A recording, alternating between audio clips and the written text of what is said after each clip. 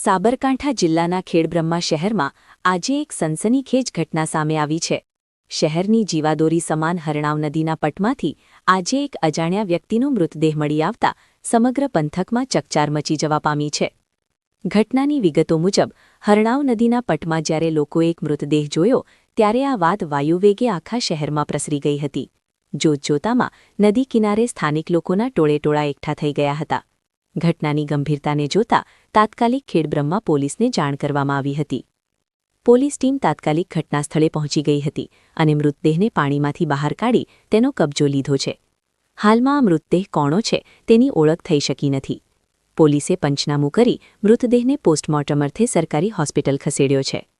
શું આ આત્મહત્યા છે, અકસ્માત છે કે પછી કોઈ હિંસક ઘટના તે હજુ સુધી સ્પષ્ટ થયું નથી। ખેડબ્રહ્મા પોલીસ હાલમાં અકસ્માતે મોતનો ગુનો નોંધી વધુ તપાસ હાથ ધરી રહી છે।